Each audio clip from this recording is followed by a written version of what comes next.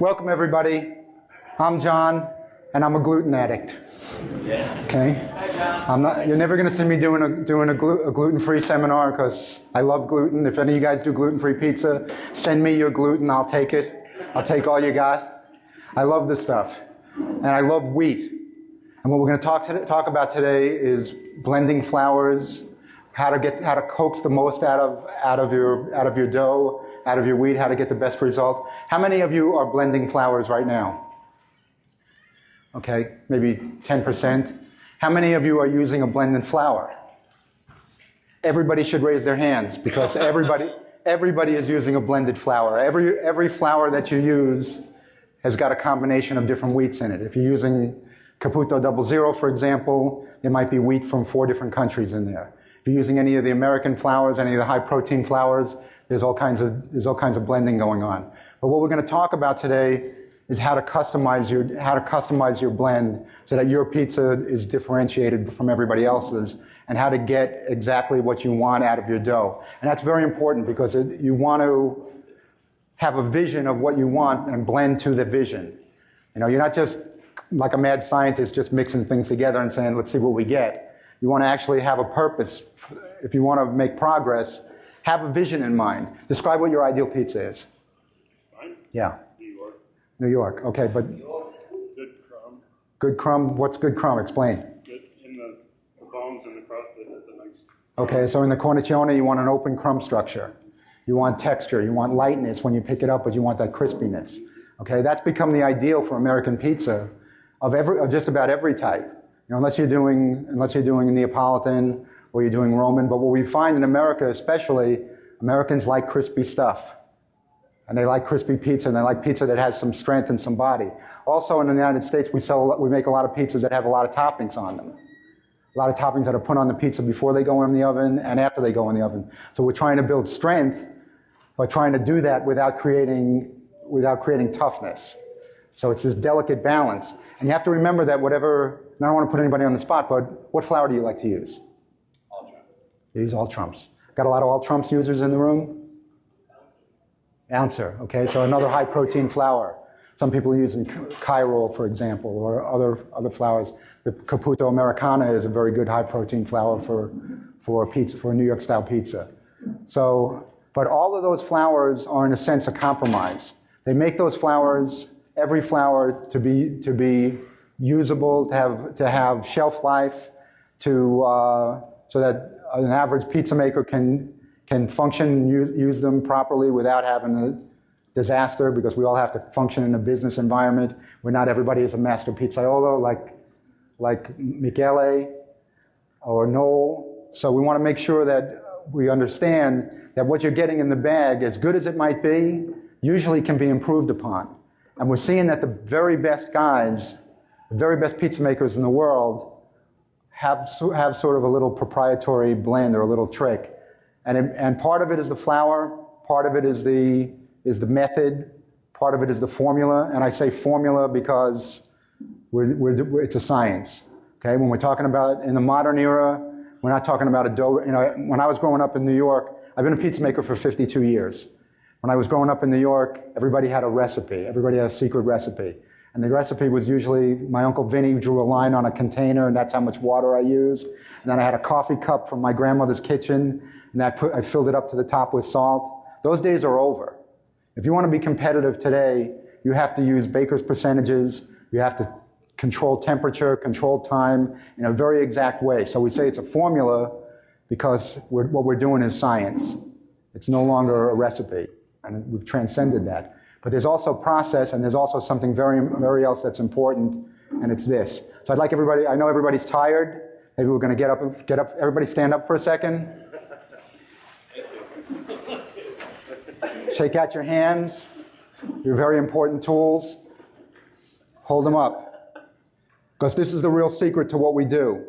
We can give you a formula, we can give you a method, we can teach you to make dough. The magic is in here. This is also our job security. This is why we're never going to be replaced by a machine, because a machine can't do what we do. Our hands can adapt to the situation. Okay, have a seat. Relax. Okay? Our hands can adapt, And our hands can also change the product tremendously. How many of you are making every pizza yourselves? So, just a small handful. Well, many of you have employees.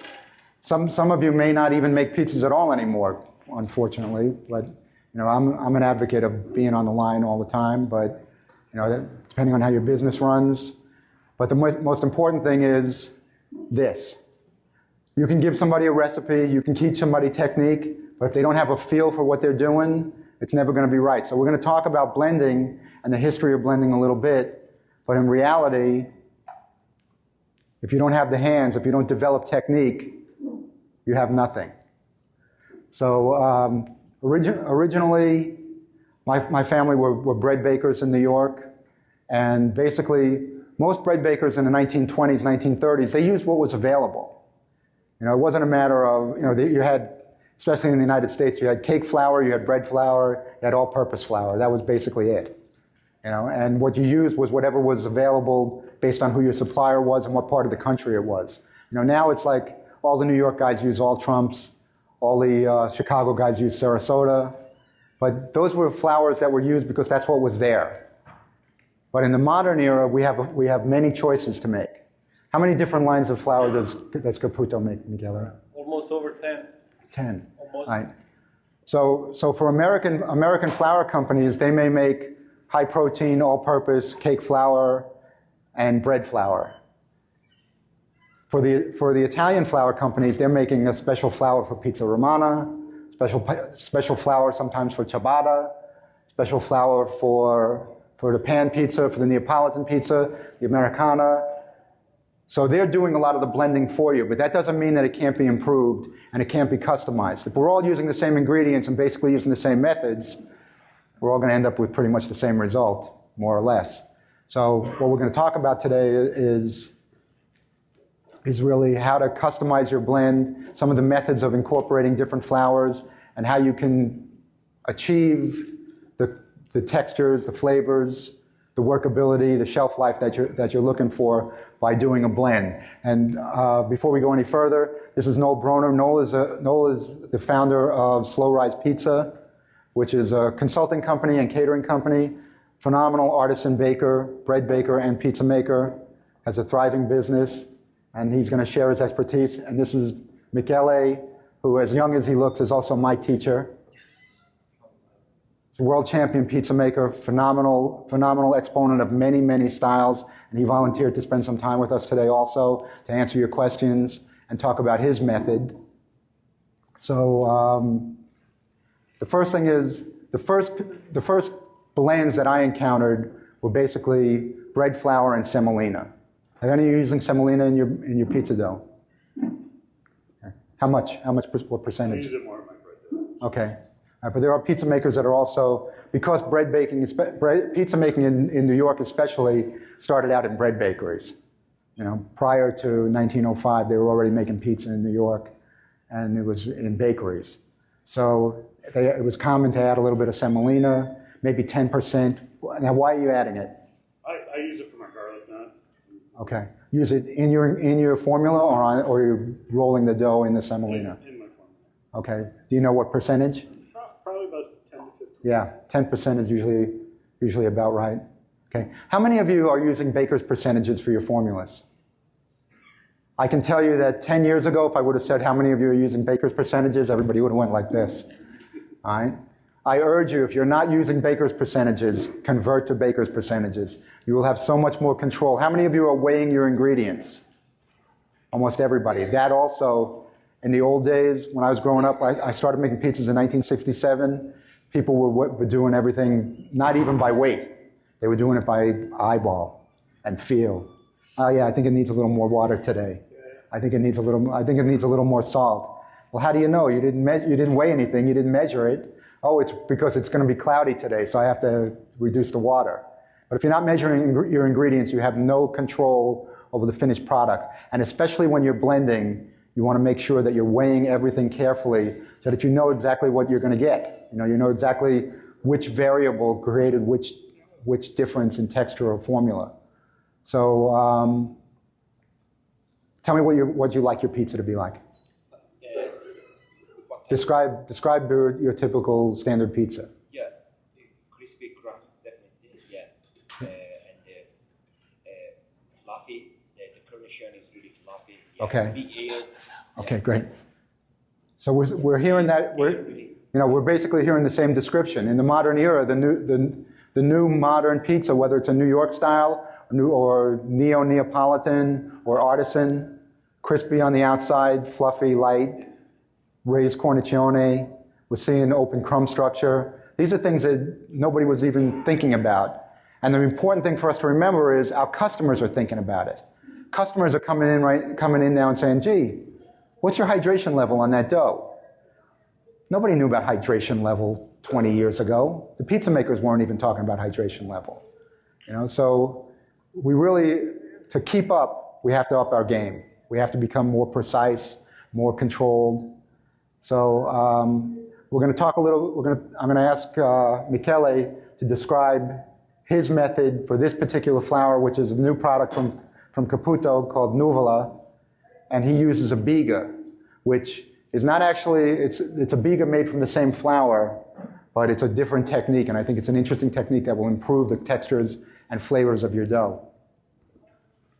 Can you hear me? We have a mic. Yeah.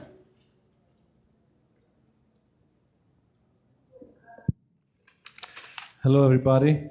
My name is Michele. This was not my plan to be here, but I'm happy to share with you what I am doing, what I did today. So this is Pizza Bianca, which is really typical in Rome, where I just come back 2 weeks ago.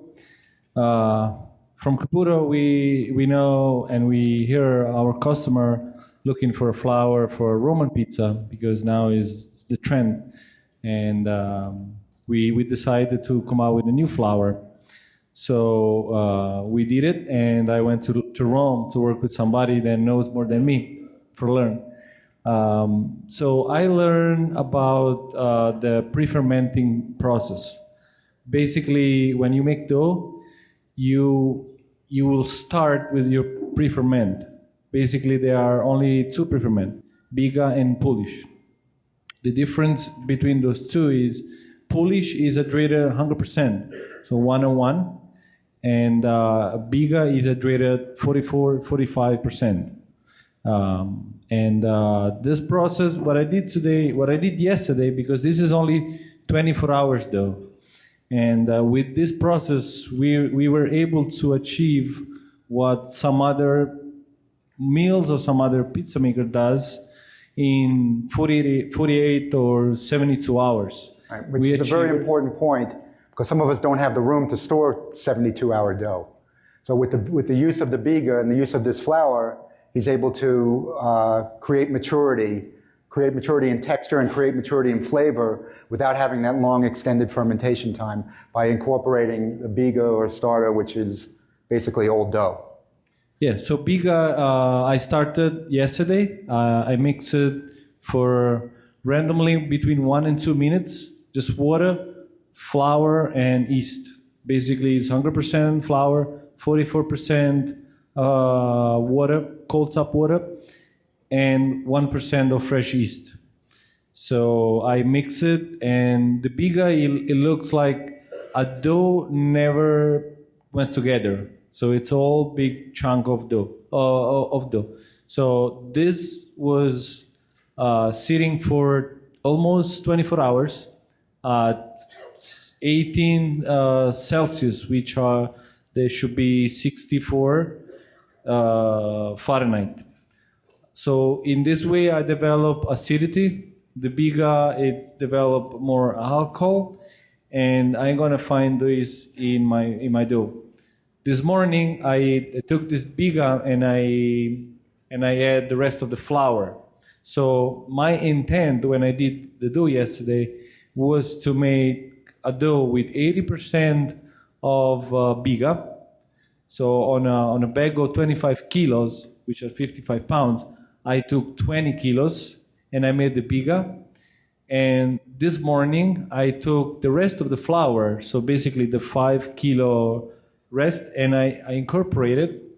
I count the water that was in the biga, and I add other water to reach my percentual that I'm looking for. Can be 70, can be 80. I did 80%. I add the salt, 2.5%, extra virgin olive oil, 2.5%, and I add a little or yeast because we are in a food show, and I don't have that long time to let it rest the dough, so I kick the dough a little bit more with the yeast. After that, I make the dough balls, roll it, and the dough was ready in basically 2 hours, and I'm gonna cook that. So a lot of people taste it and they saw the results, say, wow, how long was the dough? 3 days, 2 days? No, I say it's only 24 hours. People cannot believe that. But you get all these flavors and acidity and good expert, and you cannot get in a direct fermentation. Any questions? What was the percentage of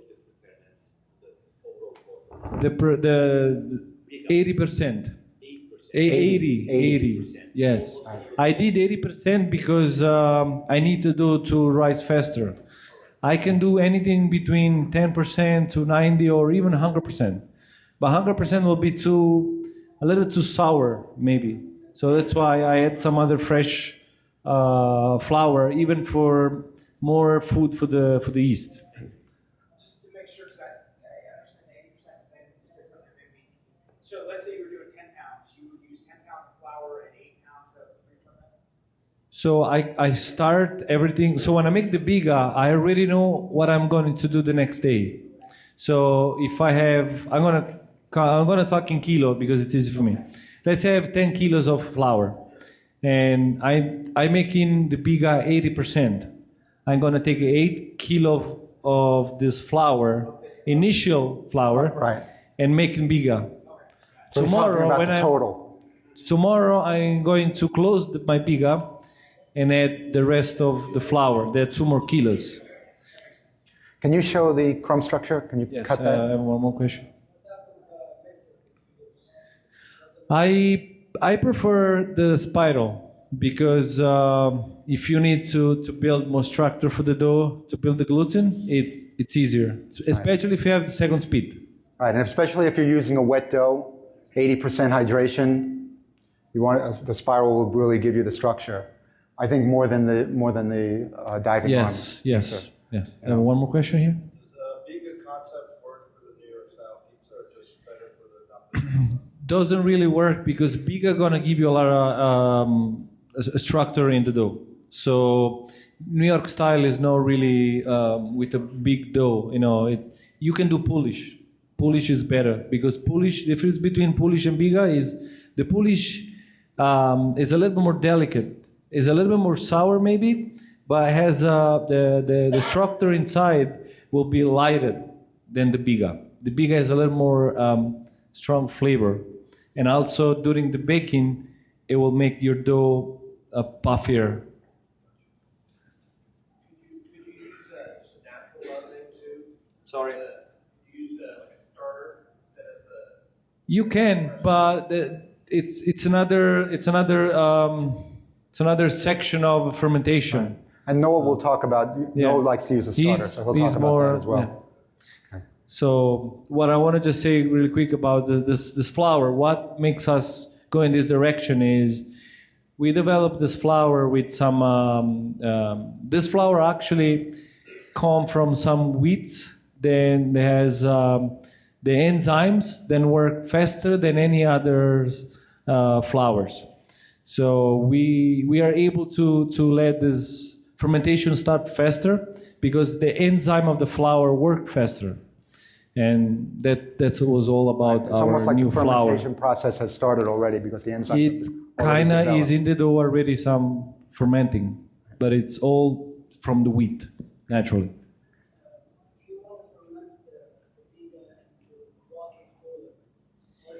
You can, I will always say between 24 and 36 hours, because what happened is you will losing sugar, and once you going to finish your dough with the rest of the flour, you should add some sugar inside, because the enzyme eating all the natural sugar in the biga. Right, if the biga is too old, it will affect the coloration of the finished dough, especially when you're at 80% biga. So you basically, the yeast gobbled up all the sugars and there's nothing left to caramelize. Okay, can we see?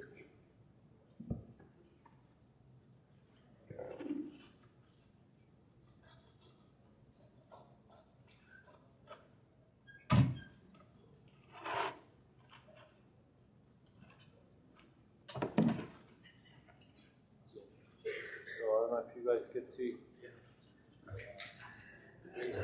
Thank you. Okay. Thank you, Michele. Thank you very much. Thank you so much. So that's obviously one way of going about this. Another way of getting that kind of structure and development is to blend flours together. And I have two flours two different, same formula with two different types of flour. Actually, one has a flour added to it. So this is Caputo Americana with 70% hydration. This is Caputo Americana with 70% hydration, but I substituted 20% of Tipo Uno. Tipo Uno has a lot of bran and husk in it. Right.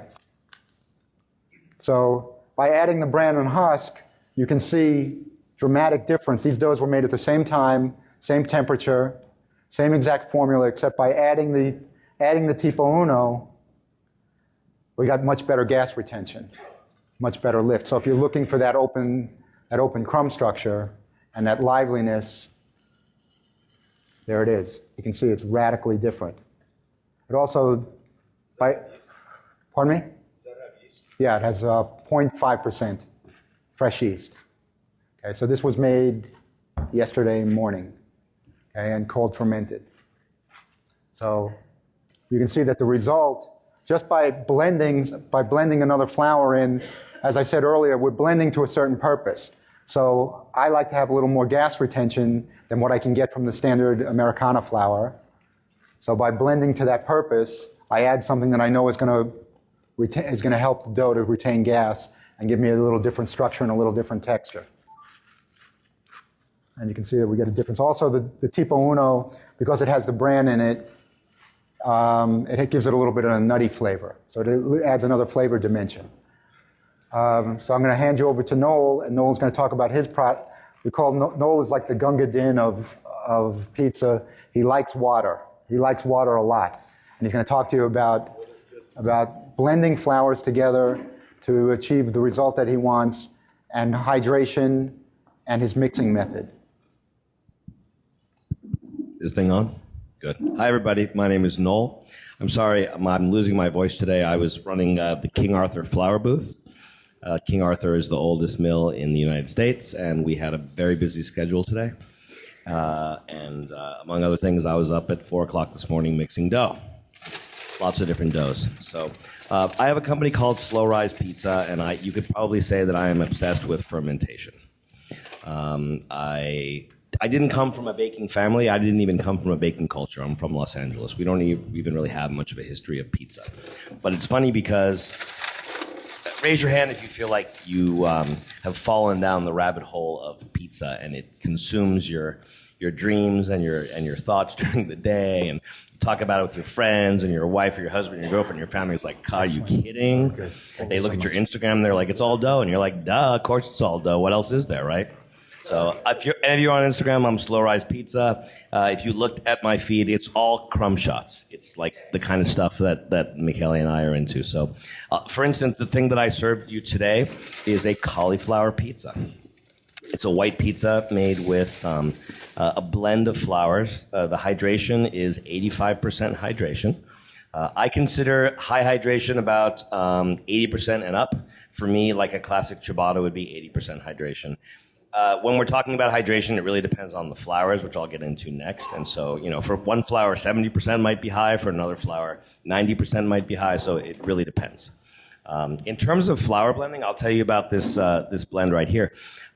You can do a ciabatta, you can do a pizza Bianca, you can do a New York style pizza, you can do a Chicago style pizza, you can do anything with one kind of flour, another kind of flour, high, low, medium hydration. I'm not going to say it doesn't matter, but there's a lot of variables, right? So for this one, I decided I wanted to do 85% hydration, and I based my flour blend on my fermentation schedule, and here's why I'm going to explain this. When I usually make pizza, let's say I'm going to serve it on a Saturday. I'll probably make it on Thursday or Wednesday or Tuesday. I like to bulk ferment my dough for a couple of days, and I know that if I'm going to make dough on Saturday, probably on Friday I'll ball the dough and let it sit in secondary fermentation, usually cold, for a day so the dough has time to relax. But for this particular project, we were making so many doughs that I didn't have time to mix my dough until yesterday. So I had to wake up in the morning and ball my dough. And usually for pizza, if you ball your dough at 6 in the morning, it's not really ready at 8:30 to stretch it out. Anybody ever have that problem where your dough is not very extensible? You don't give it enough time? I have this problem all the time, and I'm supposedly a professional baker, right? So one of the things I learned to do is cut my dough with weaker flours.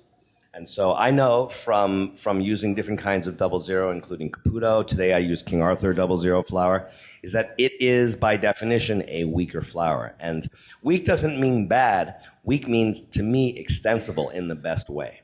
So softer flours, lower protein flours, lower quality flours, and by quality I don't mean good, bad, I just mean different flours have different qualities.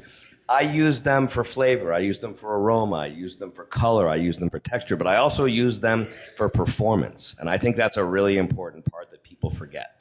People are always thinking about crumb structure, and people are thinking about flavor and color. These are all important things, but when you're a professional and you need your dough to perform at Saturday night at 8 o'clock, it better perform, right? Because you might have 500 people waiting for dinner, and you're like, I'm sorry, my dough's not ready. Can we wait 45 minutes? Absolutely not.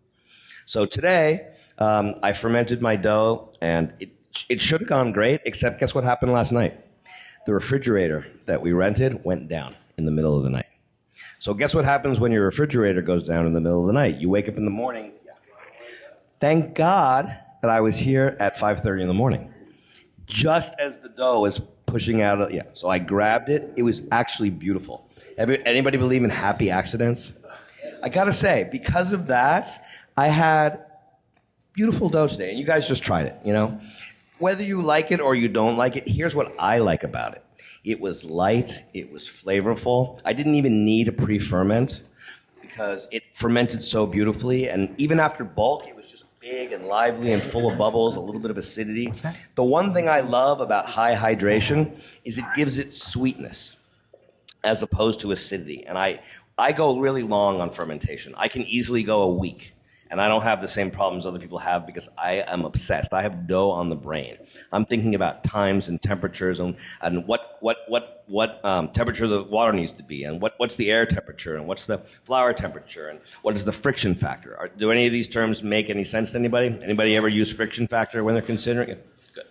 So many of us are professionals here. I teach professionals to do this, and I teach amateurs how to do this. And you know what's funny? A lot of the amateurs are better than the professionals. They read books, they watch videos, and they're really into it. Also, the one nice thing about amateurs is like they only have to make 2 or 3 pizzas that are good, right? Professionals like us might have to make 2,500 pizzas in a night. So it's a different game, right? So anyway, we could talk a lot about blending. My take on blending is that it's really a balance. So like, for instance, I'm working for a company coming up in Chicago. Anybody here from Chicago? RPM Italian, a chef named Doug Saltist. He's a Michelin 3-star chef, started in France, and now he's doing Chicago Italian food, whatever that is. Somebody has to explain this to me. It's kind of like New York, but the meatballs are bigger. How about that, right? So anyway, he is blending white American flour and rye flour. That's his thing. And anybody ever use rye flour? The gluten is not the same as whole wheat or white wheat, right?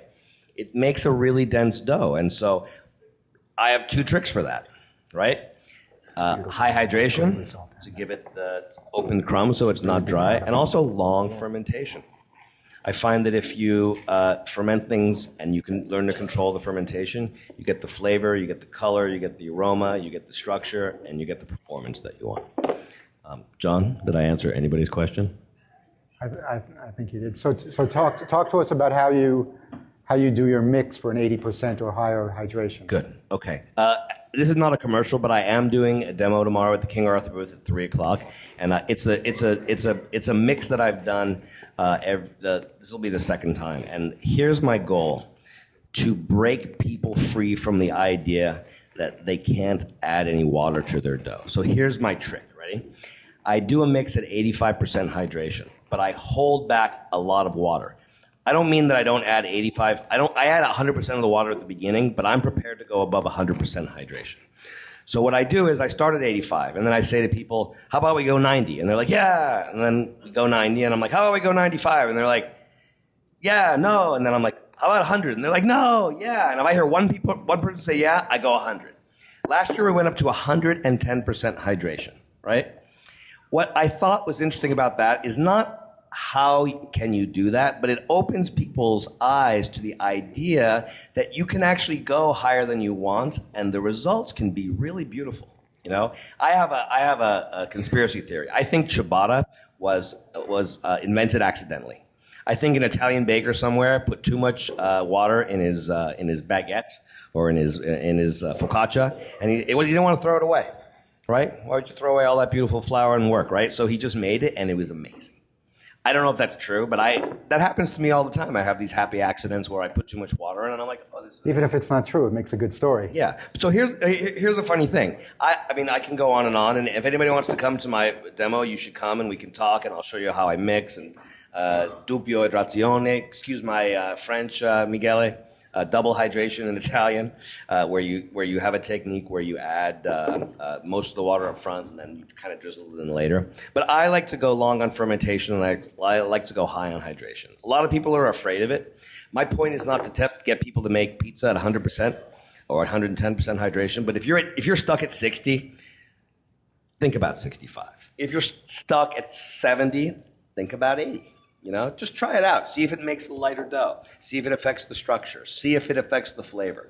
All these things. Questions? Yes. Once you go to those higher hydrations, is it the long fermentation that makes it more useful? Because especially with pizza, not so much bread. Yeah. When I play with the higher hydrations, when I'm actually stretching it out, the dough seems very wet. Yeah. Use a lot more flour. Yeah. Burns, No, I've been to that a million times. So there's a lot of ways to answer that question. Number one, obnoxious. Number one is the mix. It's my boss calling. Number one is the mix. So like Michele was talking about, I like to use a spiral mixer. In fact, I have a really fun toy at the booth this year. Anybody ever heard of a double spiral mixer? It's got two mixers. So it's a San Casiano mixer. Yeah. Thank you, guys. Come see me at the Caputo booth tomorrow in the next few days. I have a lot of more fancy stuff. Yeah. Enjoy Noel, it's great.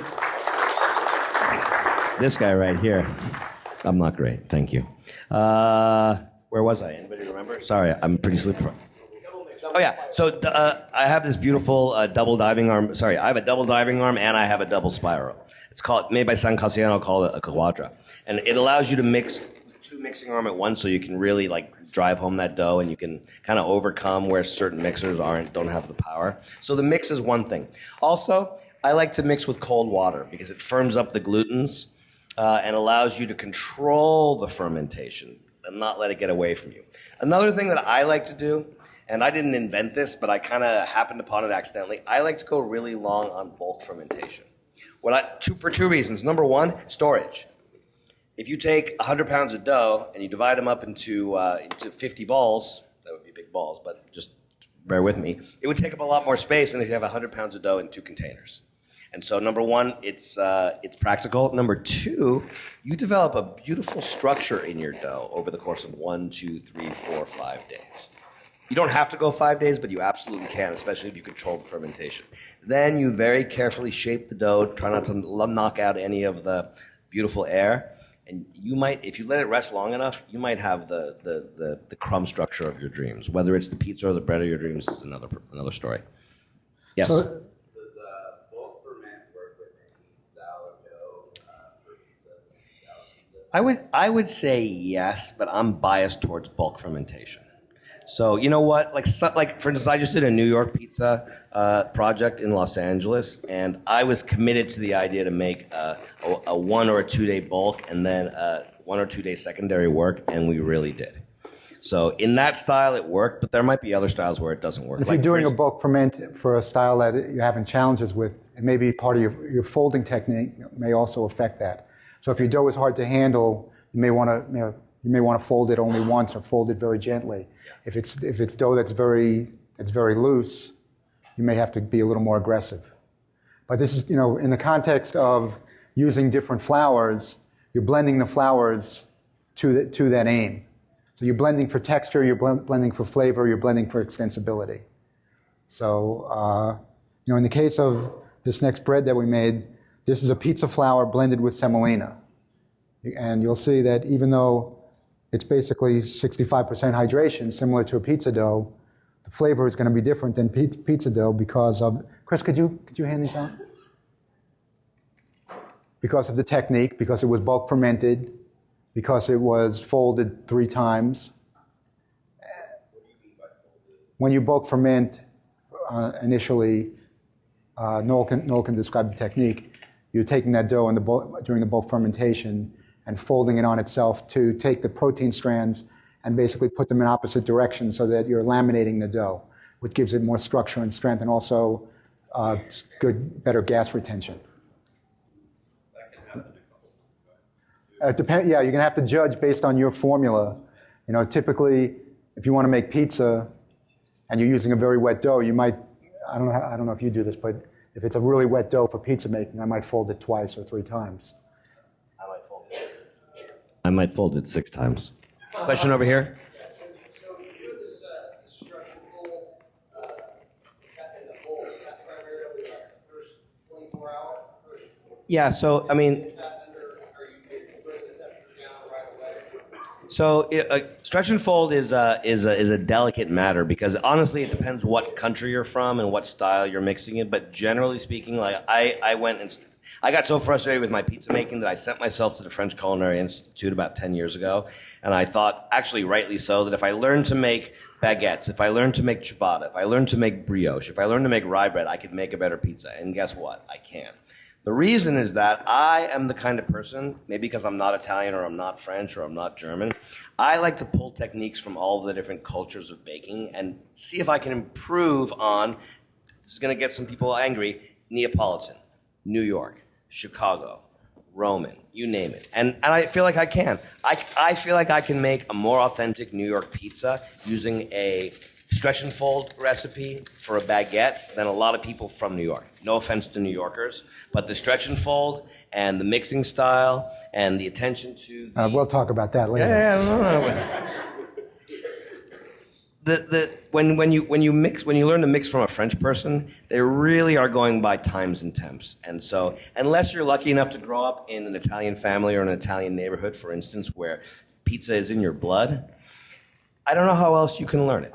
So I learned it by doing it like mathematically, scientifically, learning the craft almost by rote and out of books. And now that I have the technique and I have the knowledge and the theory down, I don't really use it anymore. I mean, I do, but now I go by feel. Make sense? So is temperature you're driving the temperature down, whole water start? Yes. So temperature is the most important thing that I think about during the mix and during fermentation. It's not the most important thing in general, but my theory is that if you nail your temps all the way through the whole cycle, and I'm so crazy, I have 10 years of notebooks for every single mix I've ever done, minus maybe 2 in the last 10 years, since I went to French Culinary. Because before I went there, I made the best pizza of my life, and guess what? I don't know how I made it.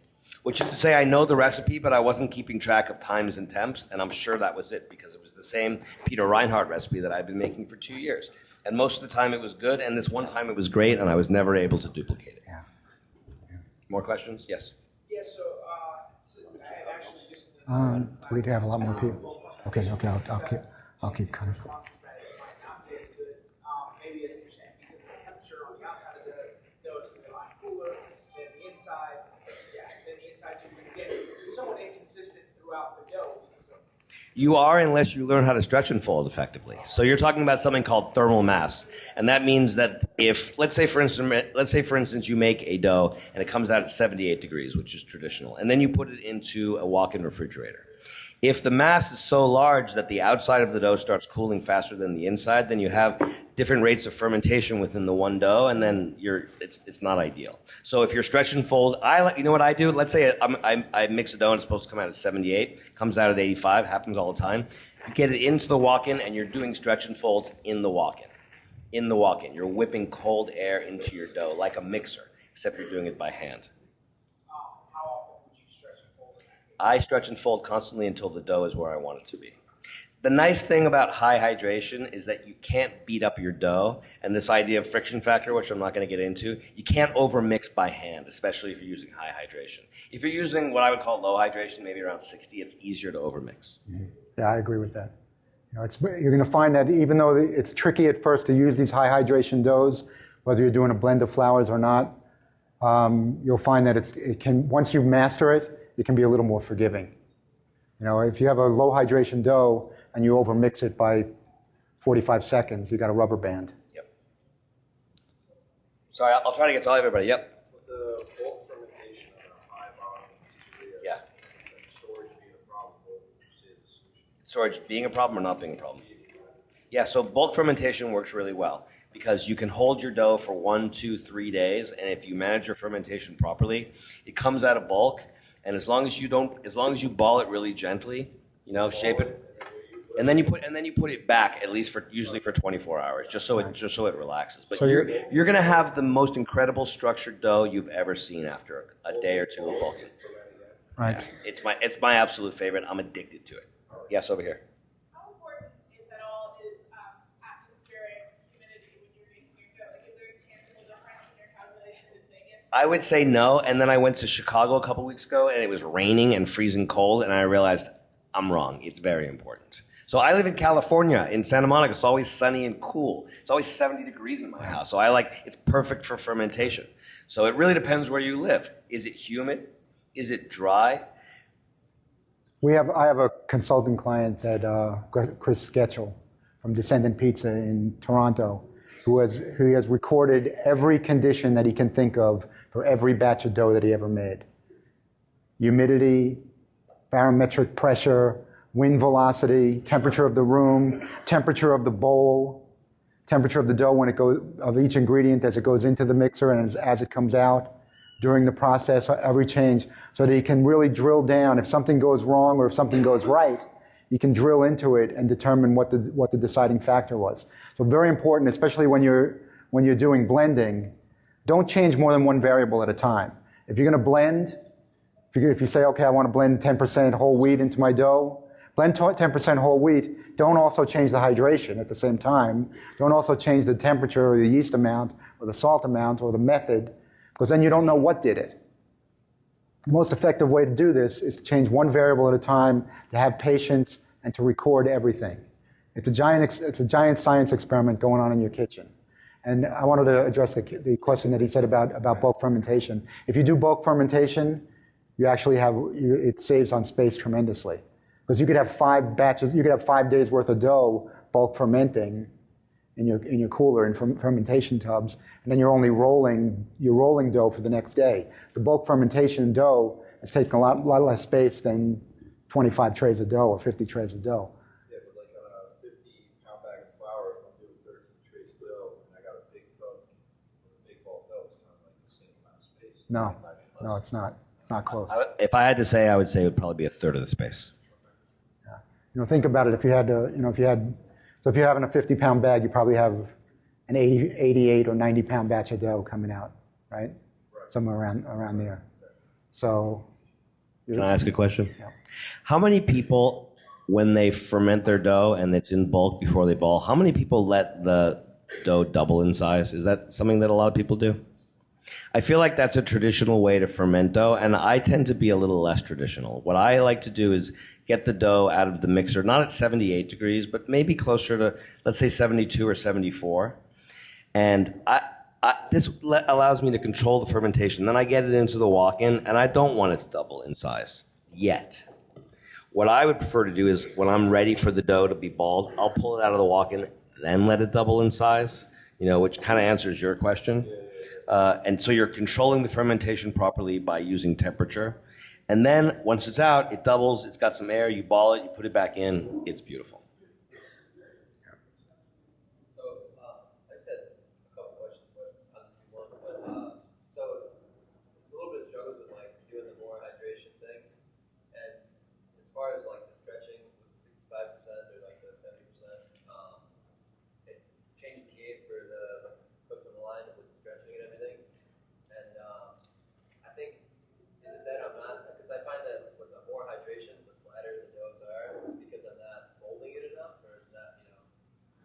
I would say yes. It might be that you're not folding enough, or it might be not that you're not developing enough in the bowl. Right. Your mixing time is going to be, how long do you mix a typical batch of dough? Your regular, ordinary batch? 12 minutes. How about you for New York style? What's your mix time? 9 minutes on speed 1. How long is your mix time? Well, you know what? Yesterday my mix was 40 minutes. Okay. Yeah. That wasn't by chance. I mean, it wasn't by choice. I didn't think it was going to take that long. But when you go to another city and you use a mixer you've never used before, yeah. Right. To get that dough to really come together, to get it to the point where it's traveling up the hook, where it's really the proteins have really developed, your mix is going to be very, very, very aggressive. Yeah. But here's the thing, like I was mixing with two guys who are just as good as I am, if not better, and we were experimenting. So, for instance, I started with 36-degree water on purpose because I know that if you start low and by chance you go too long on the mix, the last thing I ever want to happen, especially when I'm trying to feed 10,000 people, is have my dough come out of the bowl at 90 degrees. I'd rather it come out of the bowl, I think it came out at like 70. Let's let it wait 3 hours in bulk and let it get up to 72 or 74 and then put it into the walk-in. So I'm going to give you an analogy that works really well, that I think works really well. And I'm not great with analogies. I use gears of a car. So in terms of temperatures, if a dough is at 40 or 50 or 55 degrees, that's first gear. When you get into the 60s, that's second gear. When you get into the early or the low 70s, that's third gear. Fourth gear is going to be somewhere between 74, 75, 76, and fifth gear is 78, 80. The reason I'm using this analogy is that I feel like once you get into fourth or fifth gear, it's really hard to downshift. You have to do so much, but if you can keep your dough in second or third gear, controlling the fermentation, and you decide when you shift up, it's going to be better for everything. Basic rule of thumb is that if your dough comes out of the mixer at 70 degrees and typically took 24 hours to rise, if you were at 80 degrees, it would be ready in 12 hours. 10 degrees, you're going to cut 10 degree rise in temperature, you're going to cut that fermentation time in half. So it'll speed it up that fast, which is not necessarily a good thing because there's other stuff going on that's, you're not creating as much bacteria, as much flavor profile with a fast dough.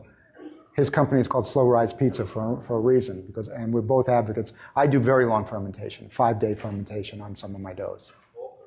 No, I don't do bulk. I do for pizza dough, I divide and round. Okay. Trays. Yeah. So you have it all in the fridge for 5 days? Yeah. Does that start spotting or anything? Well, the spotting depends on the type of flour that you're using. And the spotting, typically people think that the spotting is dead yeast. Usually those dark spots are oxidized husk.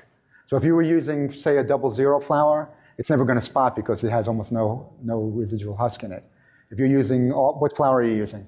I'm using Caputo now, but I used to work in a New York house. And you would get that black spots, and everybody freaks out. The black spots are just oxidized husk. That all Trumps or whatever flour you were using had some husk in it.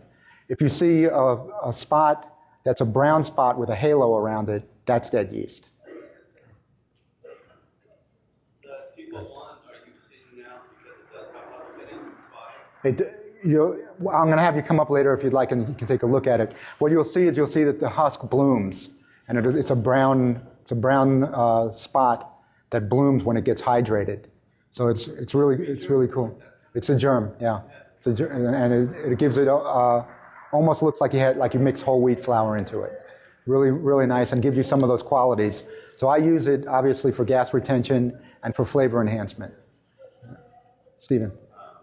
Would you still suggest doing a bulk ferment if you're doing the least method and also testing it for batch for Yeah. like 15? I actually think they're two totally different things. An auto lease has certain properties and there's reasons to do it, and bulk fermentation is totally different. So they're apples and oranges.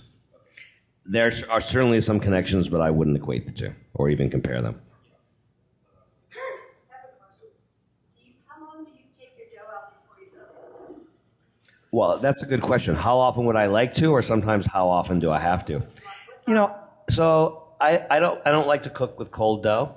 So I feel like whatever temperature, however long it takes to get to maybe the 60s Fahrenheit is what I usually do. But I've worked in professional situations where crazy chefs like to store their dough cold, and you get into a situation where you're out of dough, or you can pull that cold dough. So yeah, you're cooking with 33-degree dough that day, and hopefully it'll work. I shoot for 55 degrees or higher. 55 to 60 is kind of, if it gets too warm, obviously you're starting to lose control of it again. But 55 to me is the ideal. For stretching it out. Yeah. No, I don't want it to be any cooler than that. And the reason for that, there's multiple reasons, but one of them is I want the yeast to reawaken. Obviously, after 40 degrees, any type of bacteria starts to grow. So and your yeast starts to reawaken and starts to multiply again, which is a good thing. But also, I don't want the pizza makers to have to exert too much pressure on the dough to extend it. It takes longer to extend. They have to overstress the dough, no matter which combination of flours you're using. We want to touch that dough as little as possible, minimal amount of intrusion. And you're moving carbon dioxide. You want to be able to feel that in the dough. If the dough is really tense and tight, you can't move it the way you want to. You can't put the you're not reawakening the yeast, first of all, and you can't move the carbon dioxide to where you want it to go without over muscling it. The dough should practically extend itself. If it's not doing, and you'll also find that the pizzas will cook faster because you'll have more oven spring and you'll get that beautiful open crumb structure that Noel showed you in his dough. The biggest problem issue I have is especially in Minnesota, where it could be negative 30 degrees, dry, and then it could be in the summer, it could be 90 degrees and 100% humidity. So no matter how we try and afford every step, weather always has a factor, and that seems to be the difficult part to teach those that are dealing with the dough how to adapt to that. So would you say that bulk fermentation would help with that in terms of external factors and consistency? Because that is something we struggle with all the time. That's a very good question. And you know what? I wish I could give you like an answer that would solve all your problems, but I can't because there's so many issues to account for. I don't think that any one thing like bulk fermentation is going to help you with what you're doing. The way I would answer that question is to say this. I think you need to keep records for a good year and look back and see what was going on in the winter, see what was going on in the summer, fall, spring, and see if you can spot certain trends. And then you may need to change the recipe. You may need to, probably more likely just change the temperature, maybe the hydration during certain seasons. How are you taking the temperature of the water? How are you controlling water temperature? We do it in multiple steps. You know, we generally use ice water bath in the dough. We take the temperature after the first mix, the final mix, before we put it into the cooler after. We take temperature coolish. So we try it. And from winter to summer, you're not seeing a big sway in temperature? Oh, absolutely. Okay, so And they know now that in the wintertime, they will have to pull out the dough hours and hours before service versus the summer where it just moves. So they're used to, it's just really more about trying to get the staff to really, set your hands, right? Mhm. To get it to touch it, to feel it, to understand it. And temperature is one thing that we try to stress all the time that has an impact, at least for me. okay. Are any of you using a water chiller or meter, a water meter? Nobody. Okay. You don't use one either? If I could afford one, I would. Okay. All right. I can't afford one, but I have one anyway. It's a great tool if you're really serious about controlling and having consistency. I mean, we're making pizza dough in Las Vegas. We have extreme temperatures also.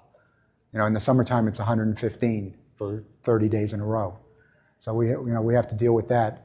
So we use a water chiller and meter. So we're dispensing water. It doesn't matter what time of year it is. If our formula is to dispense water at 60 degrees, we dial it into 60 degrees. If our formula is 37 pounds of water, we set it for 37 pounds of water. We push the button. It dispenses 37 pounds of water at 60 degrees into the bowl. So we know that we're keeping control of it that way. A lot of times people think that they have controls, and when they really measure them, they don't. They're not as precise as you would. Especially your team members might not always be as precise as you would like them to be. Anybody else?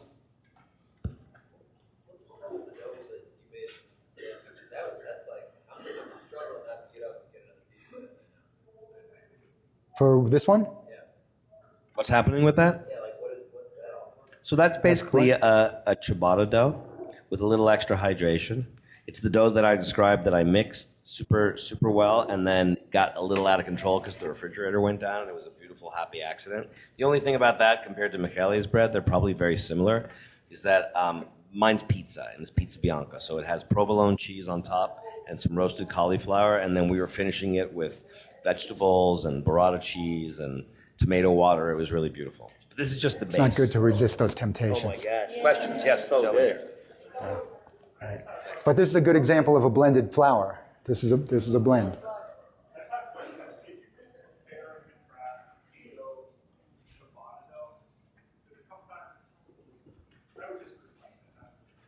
What's the difference between what somebody would call pizza and what somebody would call ciabatta? The basic difference is hydration. A pizza dough, in general, has a lower hydration. So New York pizza might average around 60%. Maybe American artisan pizza might be closer to 65 or 70%. And ciabatta, by my definition, would be closer to 80%. That's the basic difference. Okay. Which dough is that? Oh, Michele's dough, yeah. Well, I think it's a cousin too. It's a pizza Bianca dough, and so Italy is very regional, and so what somebody calls focaccia might be pizza Bianca, might be depending on the region, very similar. They're all kind of cousins. The typical to me. differentiation point is that if you shape the dough and you let it rise, it's no longer pizza for the Italians. Then so what we call Sicilian pizza, to them, most of them would say it's focaccia. Correct. Okay. So if you let it rise after you shape it, it becomes something else. The formula may be very similar or may be identical, but how you handle it will define. What's the highest hydration you suggest In a planetary mixer, I've done 85%. He's probably done 120%. I think it depends on the flour. Just in general, about 75 is about right. And then you can go higher. Using all trumps? Higher protein. Okay, flour. If you're using all trumps, I would say maybe 60. Okay, that's pretty standard. You're doing New York style pizza? Yeah, New York pizza will be between 59 and 60. 65% is actually on the high end. Nino does 70% with the Americana. So I think you could definitely go 70%.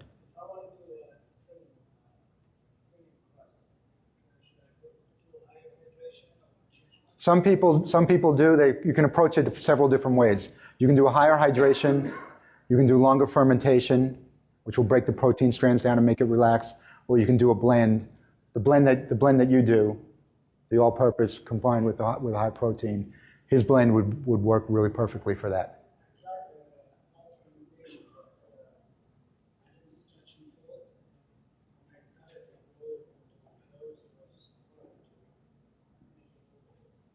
Okay. Okay.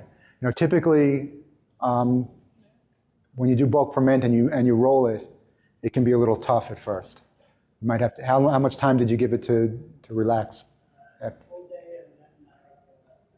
Full day cold. Yeah. Okay, so 65% hydration is on the low side if you're doing a stretch and fold. So you may want to go higher hydration and then do the stretch and fold, and then let it relax even longer. Let it relax. So should I do like 48 hours. Well, let's step back for for 1 second. So with stretch and folds, the most important thing to me is that if you're going to do a stretch and fold or even two, the mix is the most important thing. So let's say on a scale of 1 to 10, you're mixing to a 7. If you're going to do a stretch and fold, don't mix to a 7. Mix to a 5.5 or a 6. Under mix. Super important. Then you finish the gluten development by stretch and fold. And you decide, your hands decide, if you need 1 or 2 more folds. And for me, it's the artisan way of mixing. Because sometimes if you think that you're mixing dough by pushing buttons, you might be, but you might not unless you touch the dough. And it kind of takes the artisan out of the process. So my interpretation of your question is that maybe you need to insert yourself into the process more, dial down your mix by a few minutes, and then do a stretch and fold and see how the dough feels compared to what The stretch and fold is further developing the proteins. So if you mixed to completion and then you do a stretch and fold, you basically overmixed. Okay. Anybody else?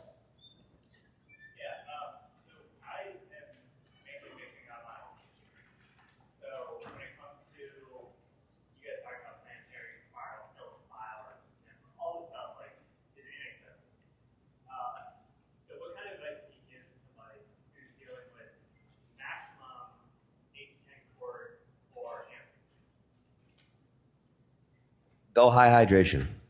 No, here's the thing. If I had to hand mix a 60% hydration dough, I would die. I've tried. I like to, if I have to mix a dough, here's what I like to do. I like to mix for 5 minutes and then go take a break. Have a beer, smoke a cigarette, whatever. Come back, mix for 5 minutes, take a break. I think that's the way they used to do it in the old days, you know? No, really, because it actually works. If you let your dough, especially before you put the yeast in, if you mix a little bit and let it rest, mix a little bit and let it rest, that resting is actually developing gluten. It's a beautiful thing. That's what an autolyse is. That's what a bulk fermentation is. So for me, the best way to mix as an artisan is either by hand or by using your technology as little as possible. Does that answer your question? You know, Franco Pepe does 700 pizzas a night. Every dough ball is mixed by hand. Yeah. It's not super high. No, 70%. Yeah. I think that's what he does. That's about 70%. But also he's using a weak Italian flour, so that might be the equivalent of something like 75 or more. It's still a lot of work. Don't let him fool you. On a Friday, I had to mix, and I have a low. They didn't almost go. Right? Yeah. On a super long fermentation, can you get away with the idea of not eating the gluten structure, just letting it develop over time, stretch and fold? Can you get away by hand, just bringing everything together? No, that's the Jim Leahy method, basically. Yeah. Super high hydration. Let the dough let the protein strands develop. Because they're in suspension, they align in that environment without even mixing. And then you do a stretch and fold. And his belief is that was obviously in ancient Egypt when they were feeding slaves to build the pyramids, they didn't have mixers. So how did they develop that dough? He feels that they did very wet dough and let nature develop the proteins.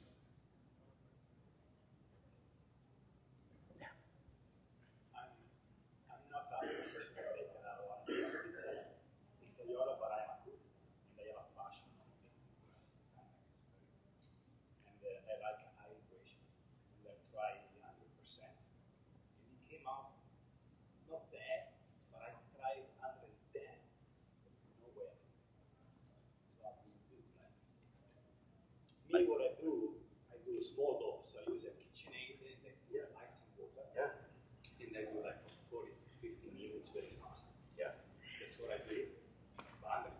For anybody who bakes, especially people who bake every day, and I don't care if you're a professional or if you're a home baker, the best way to learn and to grow is to first learn the rules, right? Use a recipe, do it the right way, get it to where you, and then, as John was saying, change one element.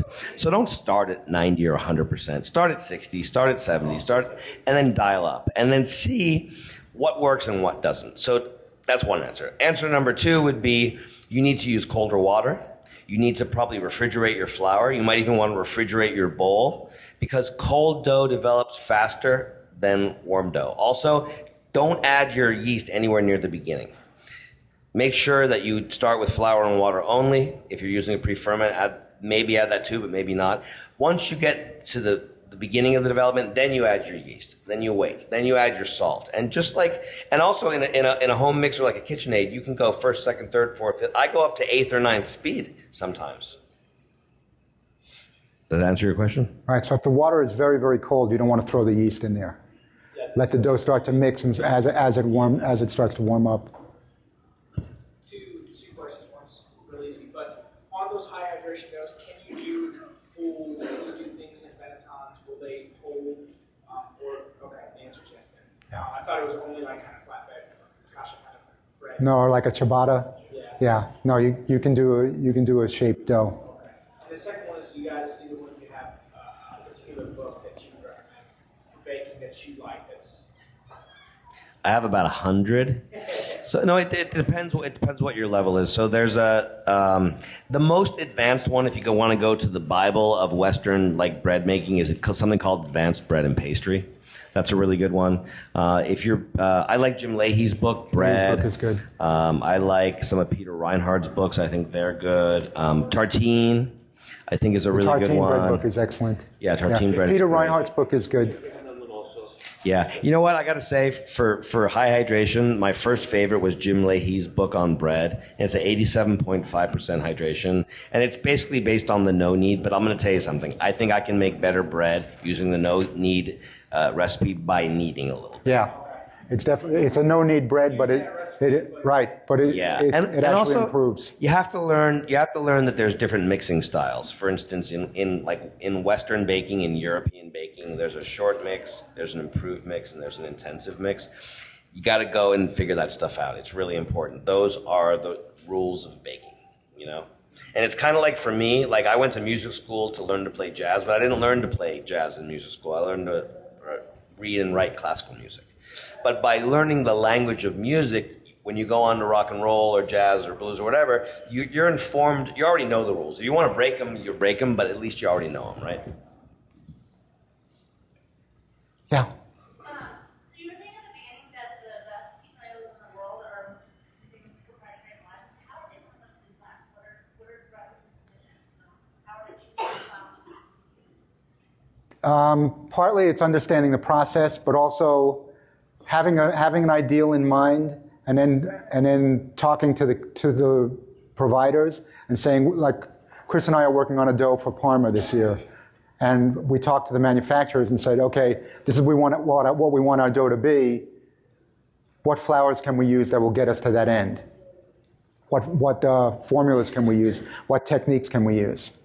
And so it starts with that, and then it becomes experimentation, changing a variable one by one. So I typically, when I start out, if I'm adding a flour, I might substitute 10% of something. So I know you do like 50-50 for the AP and the high protein. I might do 90-10 or 80-20, and then work my way from there in increments as I start to approach the qualities that I want. John, I have a question about the flour protein level. You are making long fermentation, like 4 days, 5 days.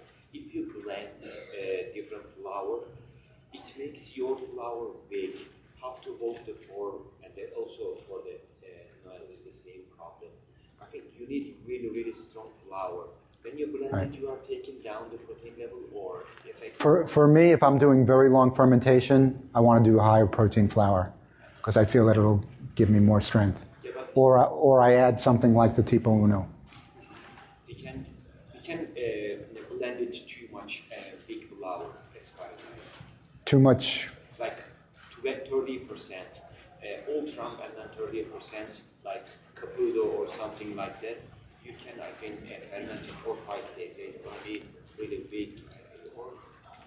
You can control that by temperature and by yeast amount. Reduce the yeast. You know, some of the doughs that the Italians do are 1/10% fresh yeast. You know, mine are usually 0.5%. So do you go higher on the hydration when you're starting to blend flours? Is that what? Depends, if my goal is to do a higher hydration, I may use blend flours that I know have a better absorption rate, that can handle more water. For example, if you're using Caputo 00, the pizzaiola flour, it doesn't like a lot of water. So it's not, I don't know if you've ever tried that, but it's not going to handle 90% hydration. So you might want to add something into it to get to that point if your goal is to do a higher hydration dough. So, anybody ever? I've heard a lot about incorporating beer with like beer breads and stuff like that, along with water. Sure, that I think that adds some maturity. Some of the Chicago pizza makers in the old days used to add beer. Right, might do like 10%. As long as it's not distracting from the flavors of the wheat.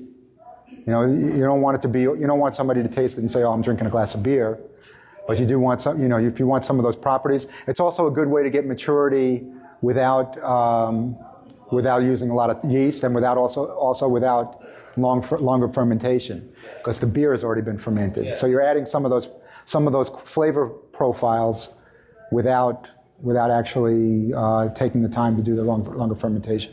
There's many things. We're talking about blending. You might be blending flours. You might be blending potato.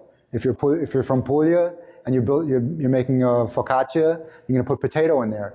You might be blending rice flour. Jonathan Goldsmith does a dough where he basically blends like a polenta. He makes a polenta and adds that in. So you're blending to flavor and you're blending to texture. I think they're going to kick us out of here. Anybody? In regards to the bulk fermentation, so is there a rule as far as like is there a rule of thumb as far as like how big of a batch you can do so you don't get into like your kind of called thermal gradients to where you have different rates of fermentation on the outside as opposed to the inside? I don't think there's an actual number or rule. I think that for each baker, they should start small and learn to control a certain amount of dough. Like, for instance, I'm 175 pounds, and I have a hard time folding more than 60 pounds of dough. It hurts my back. So that's the most I can do. Do you recommend like more shallow? Yeah, definitely shallow is better. Definitely not like a 22 quart Cambro. Definitely not that.